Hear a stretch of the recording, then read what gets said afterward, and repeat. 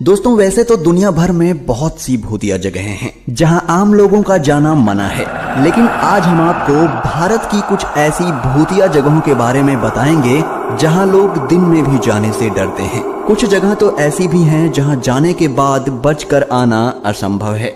शनिवार वाड़ा, महाराष्ट्र।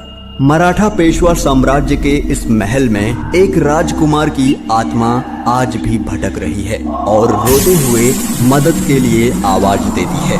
दरअसल स्थानीय लोगों का कहना है कि उन्हें अंदर से एक आवाज सुनाई देती है जो मदद के लिए कहती है।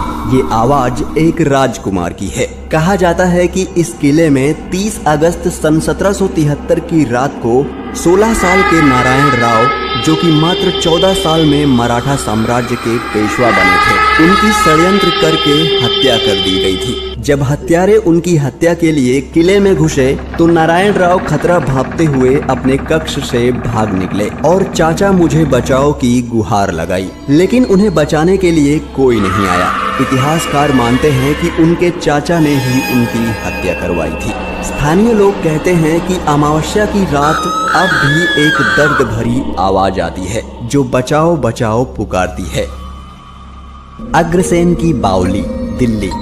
दिल्ली में बनी अग्रसेन की बावली को भला कौन नहीं जानता। कहते हैं कि शाम ढलने के बाद इस बावली की ओर कोई भी व्यक्ति भूल कर भी नहीं आता। शाम होने के बाद यहाँ पर गए कुछ लोगों का कहना है कि यह बहुत ही डरावनी जगह है। अगर आप रात में यहाँ जाएंगे तो डर के मारे आपके रोंगटे खड़े हो जाएंगे। आपको ऐसा लगेगा जैसे आपके पीछे कोई चल रहा है, और कुछ लोगों को तो एकदम अपने कानों के पास से किसी के सांस लेने की आवाज आई है। अग्रसेन की बावली दिल्ली ही नहीं बल्कि भारत की सबसे डरावनी जगहों में से एक है। ऐसा कहा जाता है कि जब इस बावली में पानी था तब किसी श्राप की वजह से इस बावली के पानी का रंग काला हो गया था, और कहते हैं कि लोग इस काले पानी में अपनी परछाई देखकर या इस पानी को पीने के बाद अपना मानसिक संतुलन खो बैठते थे और आत्महत्या कर लेते थे।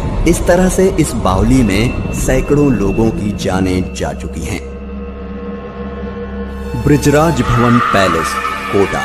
राजस्थान के कोटा जिले में बने इस आलीशान और शाही बंगले को भूतिया बंगला माना जाता है, जिससे जुड़ी कई कहानियां आसपास के इलाकों में फैल चुकी हैं। किसी समय में यह बंगला बहुत ही शानदार हुआ करता था, लेकिन कहा जाता है कि समय बीतने के साथ साथ ही इस बंगले को किसी तांत्रिक की नजर लग गई और तब से यह बंगला भूतिया हो गया। ऐसा भी कहा जाता है कि सन 1857 के विद्रोह के दौरान इस पैलेस में एक British resident Major Charles Burton रहता था, जो लड़ाई में मारा गया, और तभी से उसकी आत्मा यहाँ भटकती है। कहा जाता है कि कोटा की पूर्व महारानी ने 1980 में मेजर की आत्मा को इसी हॉल में देखा था। डुमस बीच, गुजरात। इस बीच पर हिंदुओं के शवों का दाह संस्कार किया जाता है। यहाँ कई बार असाधारण और हॉरर गतिविधियां महसूस की गई हैं। यहाँ आने वाले लोगों को अजीब अजीब आवाजें सुनाई देती हैं, जबकि आसपास कोई नहीं होता। ऐसा माना जाता है कि इस क्षेत्र में हर ओर मरे हुए लोगों की उपस्थिति रहती है। यहाँ ज्यादातर पर्यटक घूमने के लिए आते हैं, लेकिन स्थानीय लोगों की बातें सुनने के बाद अच्छों के पसीने छूट जाते हैं। स्थानीय लोगों के अनुसार इस बीच पर रूहों का बसेरा है। सूर्यास्त होने के बाद अगर आप यहाँ गए तो आपको चीखने चिल्लाने की आवाजें सुनाई देंगी। लोग बताते हैं कि ऐसा तब भी होता है जब वे शांति से यहाँ टहल रहे होते हैं। भानगढ़ का किला, यह भारत की मोस्ट हॉन्टेड जगह है। भूतों का गढ़ माना जाने वाला राजस्थान का भानगढ़ किला अक्सर चर्चाओं में बना रहता है। यहाँ कई पैरानॉर्मल सोसाइटी के लोग अक्सर रिसर्च करने आते रहते हैं। किसी ने यहाँ भूत होने का दावा किया तो किसी ने महज अफवाह करार दिया।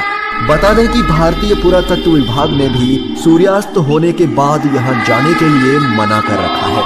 इस महल के भूतिया होने के पीछे राजकुमारी रत्नावती और तांत्रिक सिद्धू सेवदा की एक तरफा प्रेम कहानी है। यहाँ के लोगों का कहना है कि जो भी यहाँ रात में गया वो फिर वापस लौट कर नहीं आया।